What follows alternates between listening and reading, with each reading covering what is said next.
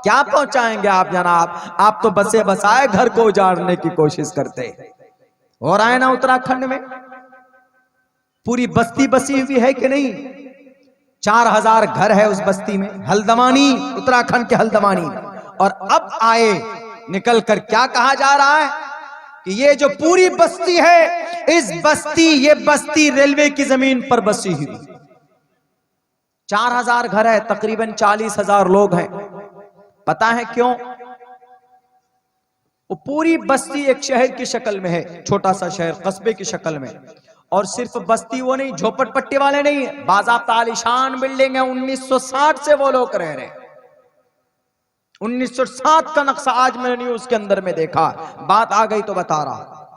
और सिर्फ लोग रहते नहीं, वहां 4 सरकारी स्कूल भी है और सरकारी पानी की बड़ी टंकी भी है और 11 प्राइवेट स्कूल भी है, सरकारी बैंक भी है, एसबीआई बैंक भी है वहां पे।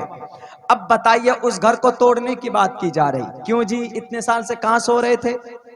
इतने साल से वो पीले रंग के नोट में आप अपने ईमान को बेच रहे थे।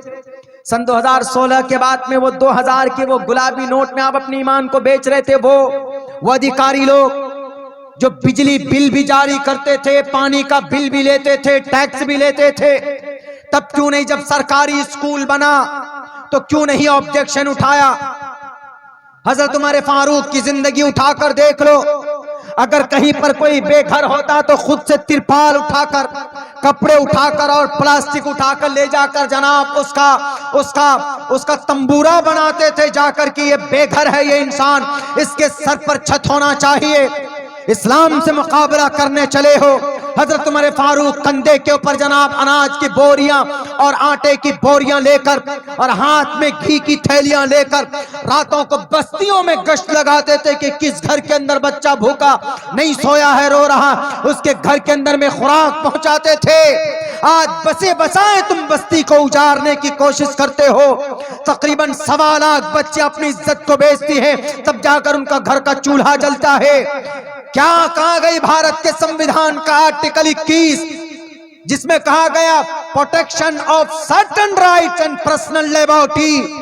हम देश के वासी हैं तो हमारी घर की और हमारी जान की, हमारे इज्जत और आबरू की रक्षा करना भारत के गवर्नमेंट की है। आज बिल में छुपे बैठे कहां चले गए थे? 1960 से वो लोग वहां पर रह रहे हैं, सिर्फ इसलिए कि वो कलमा पढ़ने वाले, सिर्फ इसलिए कि वो मुसलमान है। पता है क्यों? कहा जाता है कि वहां इस बार कोई कैंडिडेट था बीजेपी का, वो हार गया एमएलए में, उत्तराखंड में भी जो सरकार बनी, इसीलिए पहले से जो मामला दर्ज था उसको पेंडिंग में था, उसको भी स्टार्ट करके बाज़ाब्ता उस पूरी बस्ती को खाली करने की कोशिश की जा रही। क्या है ये? आप हार गए, आप शराबी थे, कबाबी थे, लुटेरे थे, लोगों ने नहीं पसंद किया आपको, तो अब उसके घर को खाली करवाएंगे। 1960 से जो लोग कर रहे हैं, ठीक है करवाइए, अगर उन लोगों का कब्जा नाजायज है, हराम है, तो उनको सही कोई दूसरी जगह भी दीजिए। उनका घर तोड़ेंगे तो उनका घर बना करके दीजिए। ये होती है बात। पहला मर्तबा आप, ऐसा नहीं हो रहा भारत के अंदर, एक जगह से दूसरी जगह बस्तियों को शिफ्ट किया जाता है, लेकिन पहले उसका इंतजाम किया जाता है। ये नहीं कि नोटिस जारी है 10 तारीख से तुम्हारे घर को बुलडोजर से तोड़ देंगे। बुलडोजर ही चलाना है तो कोर्ट को क्यों बनाया है जनाब? सुप्रीम कोर्ट, हाई कोर्ट क्यों बना है? डिस्ट्रिक्ट कोर्ट क्यों बना? सेशन कोर्ट क्यों बना? खत्म कर दीजिए, ताला लगा दीजिए। इस्लाम में इसकी इजाजत है? बिल्कुल नहीं। अल्लाह के नबी अलैहिस्सलातु वस्सलाम ने किसी भी इंसान पर, बल्कि खुद खुदा का कुरान कहता है फल्यौम ला तुज़लमु नफ्सुन शैआ, अल्लाह तबारक व तआला किसी इंसान पर, किसी बंदे पर जुल्म नहीं करते जर्रा बराबर, कल क़यामत में भी नहीं करेंगे। इस्लाम से मुवाजना करते हैं किसी भी चीज को। इस्लाम का कोई भी मैटर, इस्लाम का कोई भी मसला, एक एक मसले को आप उठाकर देख लीजिए, हिकमत से खाली नहीं है।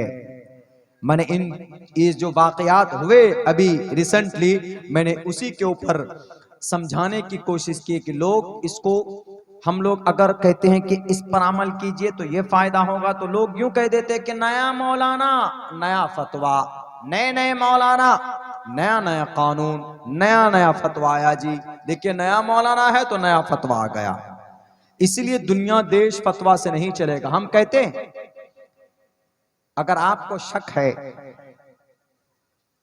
इस्लामिक जो सिस्टम है उस सिस्टम से ज्यादा नहीं, सिर्फ एक साल हमारे किसी एक स्टेट में, एक साल किसी एक स्टेट में इस्लामिक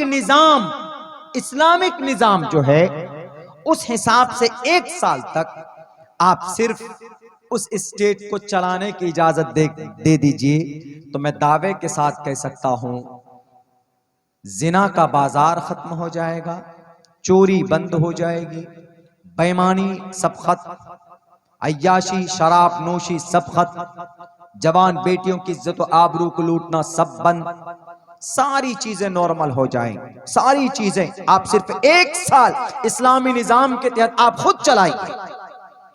नहीं तो पूछो गांधी जी से, महात्मा गांधी ने क्या कहा था कि इस दुनिया के अंदर अगर बेहतरीन कोई रूलर रहा है तो उसका नाम उमर फारूक रजी अल्लाह ताला। कौन? महात्मा गांधी। यहां तक कि डॉक्टर भीमराव अंबेडकर ने भी कसम खा करके कहा था अगर बुराई से, बेईमानी से समाज को, गांव को, सिटी को पाक करना है तो कुरान के कुछ संविधानिक चीजें संविधान में दाखिल किया जाए, उस पर अमल किया जाए। मैंने इसलिए नहीं किया वरना लोग कहेंगे कि आप खुद जब इस्लाम से प्रभावित थे तो आपने इस्लामी कानून इसमें दाखिल करने की कोशिश की। डॉक्टर भीमराव अंबेडकर इस्लाम से बड़ा मुतासिर था।